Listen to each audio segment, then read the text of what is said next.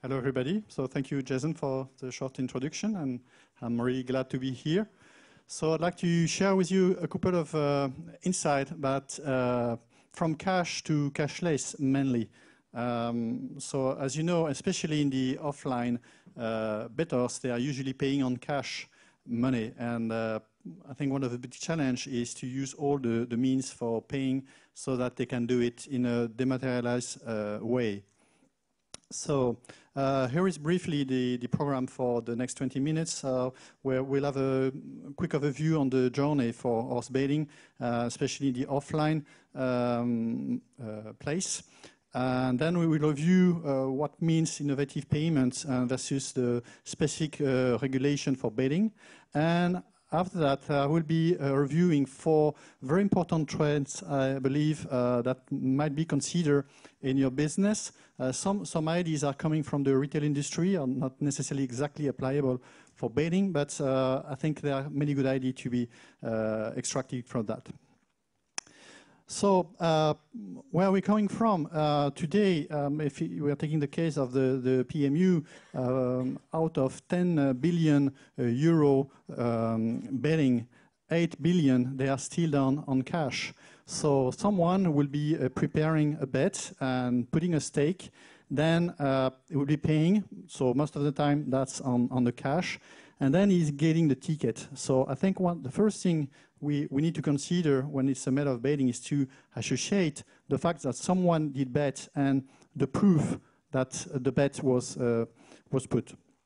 Then there is a second time, and the second time is the race. And after the race, the second challenge is not paying, but if indeed the bet was good, is to credit that bet, is to credit the money. So that's really a 2-time experience, and that's very specific to your business. People, they are betting because they want to win, and they want to materialize the fact they have won. They want to see the money. And so beside the payment, I think we are talking about emotion. And the other fact is the betting experience is moving from in-shop or online experience on the PC, from a really omni-channel experience. Same person is capable to bet at home with his PC or tablet PC, and on the street or on the store, and he may use different means to do that. And especially in the case of the PMU, it's a bit complicated because there is 2 different regulations are applying. Depending to the fact you are betting online, then there's a kind of regulation that is in competition. And if you are betting offline, so in shop, then we are playing on a monopolistic situation. Also, I think in terms of paying is also developing the opportunity to bet. And so as you see in that illustration, I have a shop, I have a mobile phone, and I have the My PMU application on the at home. But also, I think the big challenge is to develop pop-up stores for specific occasion. And this weekend there is the Arc de Triomphe prize, and so you want to put all means that are available so that people that can take any chance to bet. And here is an illustration of a table for betting. And then also comes the question of the money. If you put a table for betting somewhere, you need to cash money, and it's very difficult to cash non-dematerialized money. So that's also a good reason to think about on the best way people they can have that experience of paying. And the other part of that is how you move from a cash world to a cashless world. There are several means that are helping you to do that. And the first one, of course, is the bank card, the universal card, and we'll review the functionality of the contactless card that is extremely interesting. You also have opportunities to transform the cash on a kind of paper that can be used on the web. That's the case of the ticket surf. You have the prepaid. The prepaid is an interesting one because it's a deposit, and so that when the bettor is paying, he's just extracting some money from a deposit, so it's not really paying. It's not putting the money out of the pocket, as the money is already out of the pocket. It's just bringing a piece of the money that you have already in the card. And of course, as we have seen with France, with the PMU card, there is the game account, and this is the best thing you can do is, of course, having people register and getting their own account and crediting that account, and so that you can offer them a great experience, reward, and blah, blah, blah. But in fact, as you have seen, today there are approximately 100,000 people that have the card PMU, while I think the figures is about 6 million bettors on horses in France. So there is still room for improvement. So how you come from a cash to a dematerialized situation? And first of all, you need to consider all the regulation. So we here are in Europe, so this is an extremely regulated place. And there are some services you can exploit from the Payment Service Directive to get information about the account of the person. And mainly, when you talk about prepaid solution, then the Electronic Money Directive applies. What does it mean in terms of customer journey? The EME2 allow you, as a bettor, to put a specific amount of money on a demat account, but there are some threshold. If you are exceeding those thresholds, just the card cannot be used. So it means when you are betting, you are removing money from your deposit, but when you are winning, there is likely a chance that your limit exceed what is allowed. And then it's another story. You need to identify the person. You need to make sure this is not for money laundering, blah, blah, blah. So the regulation is a really difficult stuff to address. And also, we are facing, in terms of money, a very fast-moving market with the instant payment. As you know, when people are betting, the money is not... the payment is non-revocable. I mean, you cannot say, I paid with my card, and after the rest, no, so far I did not pay. See, it has to be not revocable, and instant payment offer that. So you will be seeing other methods for paying that are not based on Visa or MasterCard scheme, that are based on instant payment solution. That's really interesting. You also have the Bitcoin coming, and I will give an example with the Bitcoin later on, but there's certainly stuff to be done with that if allowed. And as a consequences of that is when you try to dematerialize the money, you are coming from an offline situation to solutions that are mainly online. Wallets like PayPal, Visa or MasterCard. So in that case, they are very interesting to transfer deposit into prepaid solution, because some solution like PayPal, they are revocable. So you have to make sure that the money that is on the deposit cannot be thrown out after that. You also have a really interesting solution coming from Android and Apple, like Apple Pay and Android Pay. And those ones, they are really exciting because they offer the same experience to better from an offline payment on the electronic payment terminal and on the web with the digital finger. And of course, many other ways to get people paying. Alipay in Asia is coming in Europe. Solutions in Africa like M-Pesa, that is representing M-Pesa in Kenya, more than 90% of the money exchange. And we have seen Facebook is proposing also method for paying. So beyond that, there is still money. There is often a Visa card or a MasterCard card. But there is a new way. We was talking about social. If you are on Facebook, you can certainly engage the customer and propose the payment. I need to watch my respect the timing. And so, as you know, this is a highly regulated market. Payment anonymous is more and more controlled. The regulator wants the payment to be, the payer to be identified, no credit, we mentioned that. The fact that different situations may apply depending if you are in a monopolistic situation or in a competitive situation.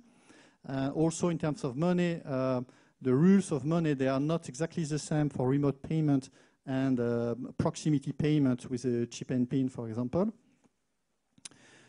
Account management, QIC, I will come back to this one. The fact to be over 18, I didn't mention this one, but of course when people are betting, you are supposed to verify is a law way to do so. And on the other side, is the bettor is winning. Then again, you need to verify that the receipt is accurate, because if not, you may pay again for someone that did not really bet. This is embarrassing. The rules for the electronic money, the limits to credit the bank card. So they are testing that in the PMU actually on your credit card. This is the credit card, so you pay for betting, and when you win, you present the same card and you introduce it in the electronic payment terminal, and you could be credited directly on your card. So that's extremely interesting again, but of course there are some limits for that.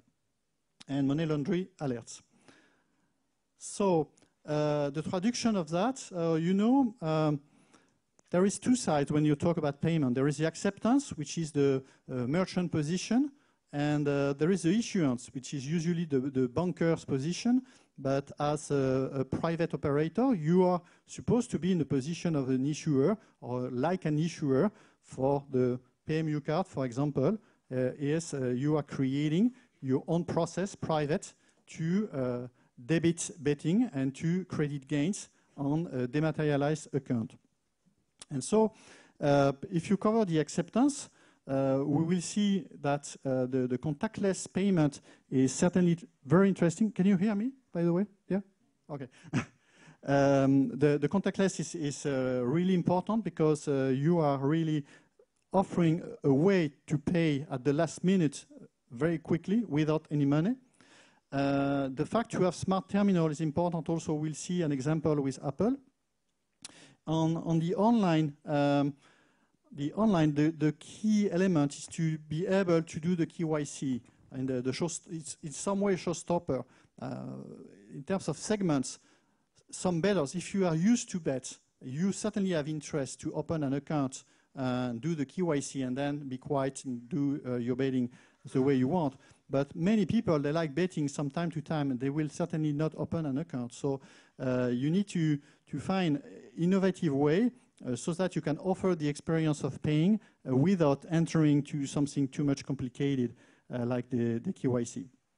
And in terms of issuance, you need to consider any kind of solution like the closed loop, the private card, and the game account, and also certainly the card link offer. I will give you an example in a couple of minutes. So one example that was extremely interested with the PMU presented by France is in my PMU. So you do the KYC, you have a bettor that is already inside the scheme, the PMU scheme. You do the identification, and with the identification and the authentication factor, you are able to offer really innovative way of paying, not presenting the card, the PMU card. You can also create a relation where the bettor can send the bet, and there is an answer. Okay, you bet on that horse. Okay, that's fine. We have taken the bet, and then it's automatically registered in the account. So as you see on the left of my slide, there are several ways to identify a bettor, and sometimes you are able to mix some way. You can identify people with a biometric. You can do it with a device, like a card or a mobile phone. And you can do it with a declarative. I have a number of account, or I have a number of identity card, or whatever, my phone number, and I declare that I want to use that number to be associated to myself for any betting. And this is important to have the identification, because as you have the identification, you can also associate the bet to that identification, the payment and the bet. So the four trends I wanted to cover with you today. The first one is the contactless. So the first one is a really obvious. Contactless payment on shop is a standard. 12,000 equipment in the PMU are already compatible with contactless, and they have a huge success through that. In France, 60% of the universal banking card, they are already contactless. So this is a service that is easy to offer. But when your equipment are contactless, you can also have your private card like this one that is also contactless. And the same gesture, the same behavior applies in the shop. That's not the same mean of paying. That's not the same experience. But in terms of infrastructure, this is the same one. And the last one, that is certainly extremely interesting, is the carling offer. You may have seen that Ingenico purchased a company called Sync & Go NFC. This company is offering screens that are integrating a PC IDSS connector that will allow you to associate any bank card to something. Could be a payment for a donation, low amount, 5–10 euro, but it could also be an incentive. A bon à parier, for example. There is a race, you want to give an incentive to people so that they go to shop. You will associate something to their card, and they will go to a shop to use it. So this works as soon as you own the acceptance infrastructure, of course. So contactless is certainly a trend that is very interesting. Of course, contactless is also compatible with the second trend, that is Apple Pay. I know you experts, you all know that Apple does not allow betting. And so that is a big difficulty to promote your application. However, in Apple, there is something you can bring is the universal payment. Apple cannot forbid to do universal payments. Any owner of an Apple having activated Apple Pay with his card can pay on an electronic payment terminal that is contactless enabled. So that's the experience. The same one can do the same experience for remote payments also. But what I wanted to show you is maybe not applicable for betting today, but just imagine you can do the same kind of application. When you pay with Apple, you can also associate some tickets, like train tickets. And you can also do the loyalty, the earn and the burn. So you can credit points on the Apple Wallet, and you can debit the Apple Wallet. And the experience for the end user is just like that. You take your mobile phone, you put the finger here, and just you tap 1 time or 2 times. By doing that, not only you're paying, but you are loading something that will be resident in your mobile. And certainly there are some ID to be taken for the receipt. I'm hurrying up, I've got 3 minutes left. The wearable, so you see I'm wearing a wearable. So it's a good product. Well, I'm not so much exciting to have an Apple Watch, but I think it's good, it's giving some services. But certainly more and more people will be wearing wearable in the future. Watches like this one, or with other one I'm representing on my slide, the one of Samsung and the one of Swatch. So finding a way to grab that identification from the watch and associate that to a service you can propose to bettors is certainly interesting for controlling entry or associating the watch to something like a receipt is an interesting thing to perform. And in that space of the wearable, there is a company in France called Trust Designer. They have invented a small piece. It looks like this one. And that system allows people to agree on payments with a finger, like with Apple. But this is authorized for gaming, of course. So by having that, you can get the proof not only of the OK for payment, but also you can associate the receipt to something that is on the cloud.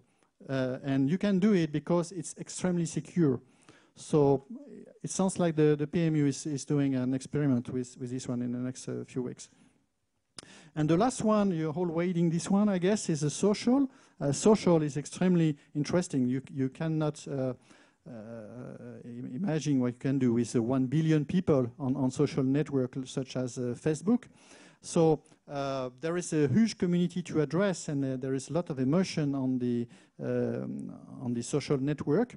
So it's a good media to share contents and present interesting stuff.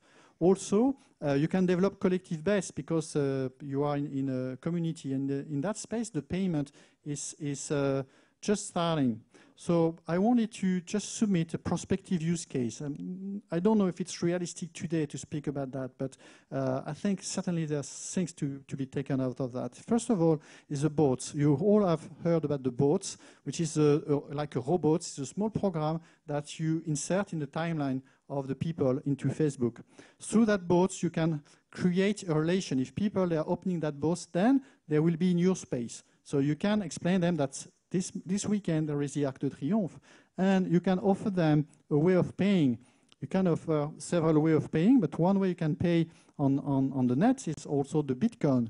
And why am I mentioning the Bitcoin? I'm not especially a fan of the Bitcoin, but I'm mentioning the Bitcoin because associated to the Bitcoin, there is a blockchain. And the blockchain is one of the most secure technology to do the cryptography and associate some proof.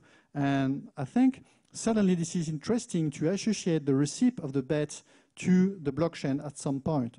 So I leave it, this use case just like that. To know a little bit more on that, you will have to pay for that, certainly, some consultancy, I'm afraid. So in a summary of that intervention, the smarter approach, I think, is just as always, put the beta in the center. That's my last slide, Jason. Put the beta in the center of the experience. So you need to simplify his life. The payment is not the fancy thing he wants to do. So make it easy to use, just as simple as that. And do not invent a rocket science way for paying. Just use what is available on your country, on your marketplace, what is familiar with them, so that they already have trust of that. That's why I was mentioning the contactless payment, for example. And the last one, but the best one, is the emotion. It's not too much fancy to pay for a steak, but it's extremely exciting to be credited a big amount of money. And usually that's why people, they want to have cash in the hand. So make sure this experience is the same when you do it on the digital way. And the second takeaway I want to leave you is the big challenge is to create that seamless betting journey for your bettor. So first point you understand is finding any way you can easily associate the payment act to the e-receipt that goes with, so that you can have a continuous experience from the betting to the credit of the gain.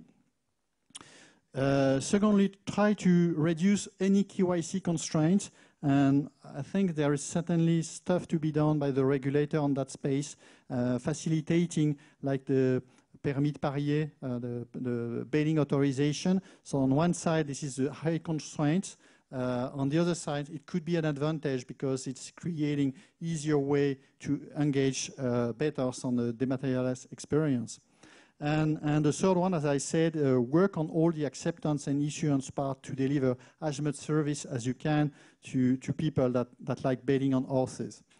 And the last word is, beside the payments, is really make sure people want betting on horses. I think that's the key element. The payment is an accessory of that. It's just a tool. That's all.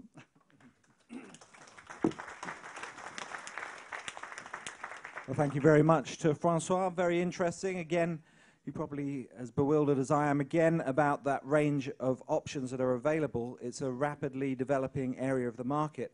I guess that's my first question before we open it up to the floor.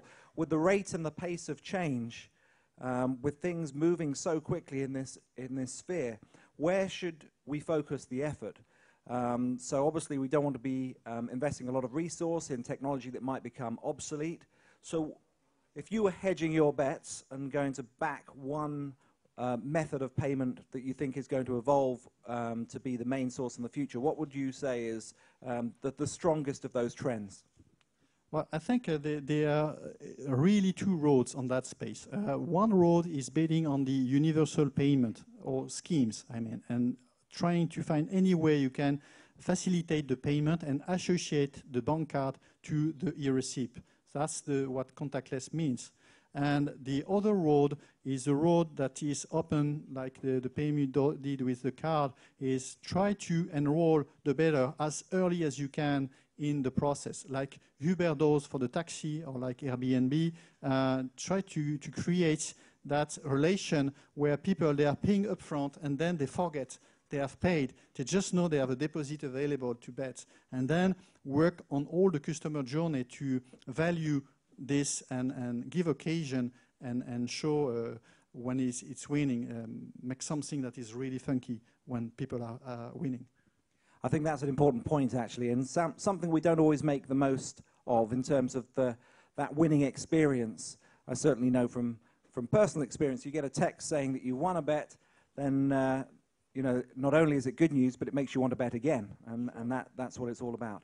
So if we can open it up to the floor, please. Any questions for François?